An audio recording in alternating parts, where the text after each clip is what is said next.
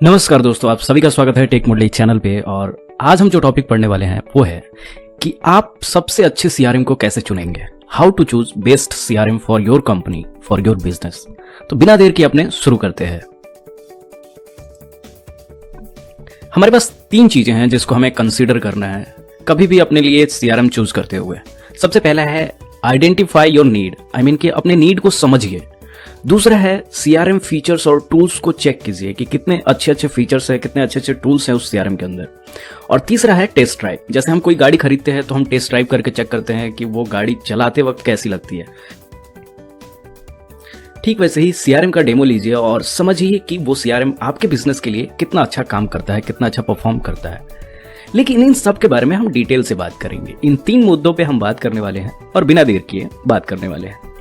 सबसे पहले understand your need, अपने जरूरतों को समझिए। देखिए, अपने बिजनेस के जितने भी जरूरत है उनको आपको आइडेंटिफाई करना होगा। आप अपने डेली एक्टिविटीज, सेल प्रोसेसेस को इंक्लूड कर सकते हैं और उसको समझ सकते हैं। जितने भी इंपॉर्टेंट स्टेप्स हैं आपके कंपनी के अंदर या आपके बिजनेस के अंदर, जितने भी तरह के कस्टमर इंटरेक्शन होते हैं आपके बिजनेस के अंदर, इन सभी को हाईलाइट कीजिए। और इन सभी को हाईलाइट करने का जो तरीका है वो क्या है, तो आप अपने जो भी आपके बिजनेस के अंदर प्रॉब्लम्स है उसको लिस्ट आउट कीजिए और चेक कीजिए कि सीआरएम का कौन सा फीचर उसको सॉल्व कर पा रहा है।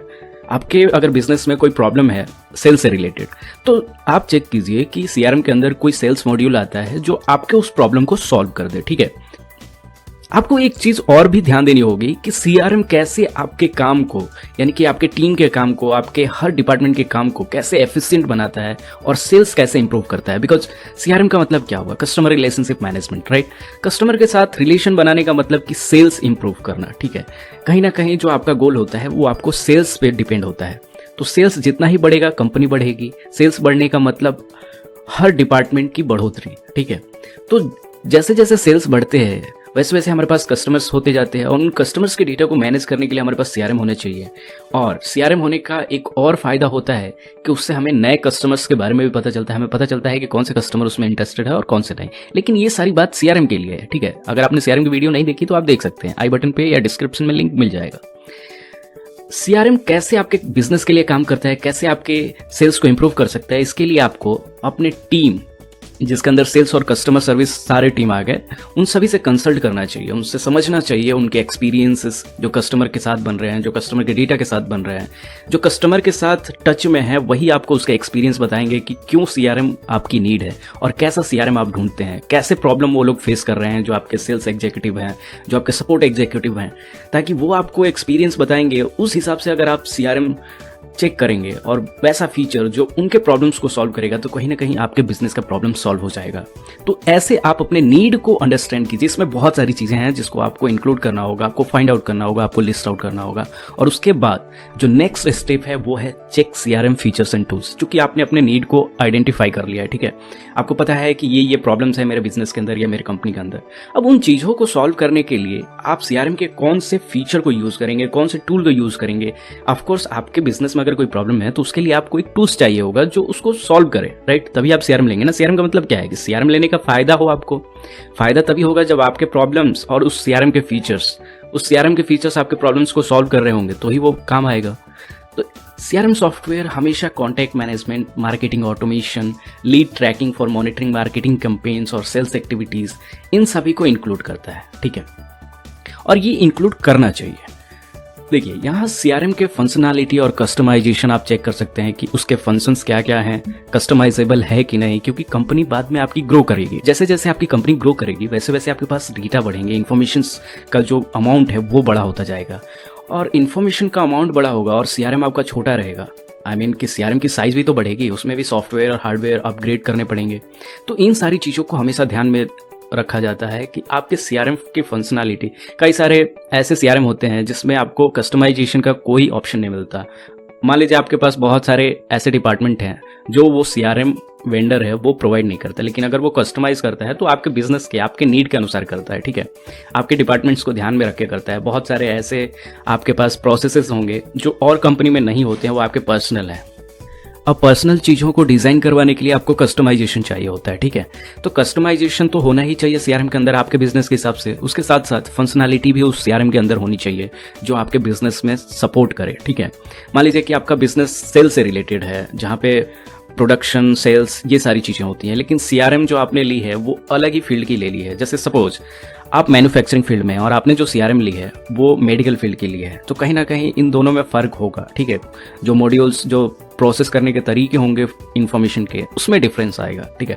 ये सारी चीज़ें आप सीआरएम जो बेचता है उसके एजेंट से बात करेंगे तो ये चीज़ें क्लियर हो जाती हैं, ठीक है। उसके बाद सीआरएम टूल्स एंड फीचर एक्सपेंडेबिलिटी का चेक करना होता है। देखिए, सीआरएम के बहुत सारे टूल्स होते हैं जो आपके बिजनेस में काम आते हैं, ठीक है। तो जब आप फंक्शनैलिटी चेक करते हैं तो टूल्स भी आप चेक ही कर लेते हैं, लेकिन फीचर एक्सपेंडेबिलिटी का मतलब क्या है? यही कि मान लीजिए कि बाद में आपने बहुत सारे डिपार्टमेंट नए ऐड करे हैं अपने बिजनेस के अंदर, जब आपका बिजनेस ग्रो होता है। ऑफ कोर्स हर कोई ग्रो होने के मकसद से ही सीआरएम को इंक्लूड करेगा। क्यों? क्योंकि इस दुनिया में कोई भी बिजनेस करता है तो वो आगे जाना चाहता है, कोई भी नहीं चाहता कि मेरा बिजनेस बंद हो जाए, राइट। अब बिजनेस बड़ा होगा तो उसमें अलग अलग डिपार्टमेंट होंगे, अलग अलग डिपार्टमेंट के हिसाब से। मान लीजिए आपने पहले सीआरएम जो लिया है उसमें 3 डिपार्टमेंट है, आपके पास अभी 6 डिपार्टमेंट है, तो उसके लिए आपको अलग अलग फीचर चाहिए होंगे।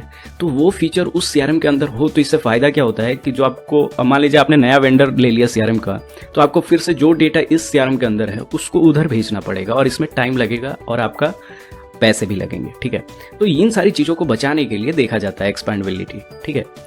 और ये आपके बजट में होना चाहिए। ये सारी चीज़ें होने के बावजूद आपका एक बजट होगा ना अभी, और उस बजट के अंदर अगर ये चीज़ें आ जाती हैं तो बहुत वेल एंड गुड, और अगर नहीं आती हैं तो आपको ट्राई करना चाहिए वैसे सीआरएम चूज करने का जो आपके बजट फ्रेंडली हो, क्योंकि बजट बहुत इंपॉर्टेंट होता है, ठीक है। आप बिल्कुल ऐसा नहीं करेंगे कि फ़ायदे सोचते सोचते आप अपने बजट से ज़्यादा चले जाएं, इससे कंपनी के डूबने का रिस्क बढ़ जाता है। आसान शब्दों में आप समझ लीजिए, ठीक है।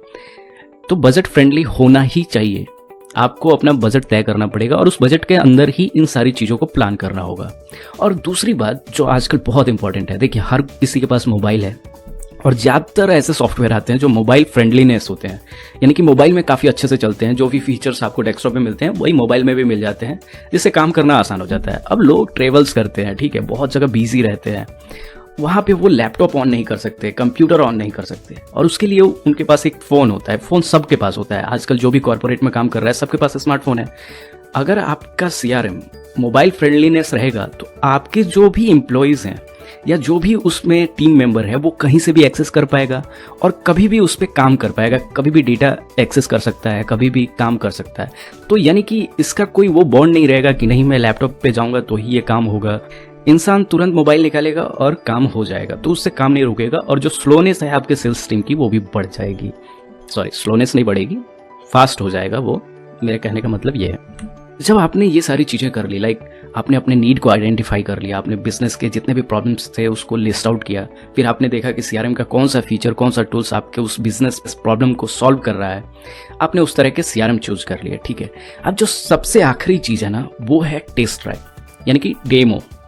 देखिए, डेमो देखने से होता क्या है कि आप ये समझ पाते हैं कि वो सीआरएम सच में आपके लिए फ़ायदेमंद है कि नहीं, क्योंकि सीआरएम के फ़ायदे आप समझ सकते हैं लेकिन टीम मेंबर्स को चलाना भी तो आना चाहिए, क्योंकि उसको यूज़ सिर्फ आप नहीं करने वाले, आपके पूरे टीम मेंबर्स करेंगे, और अगर उसका यूज़ सही से नहीं हुआ ना तो आपका जो सीआरएम लेने का मकसद था वो ख़त्म ही हो जाएगा, ठीक है।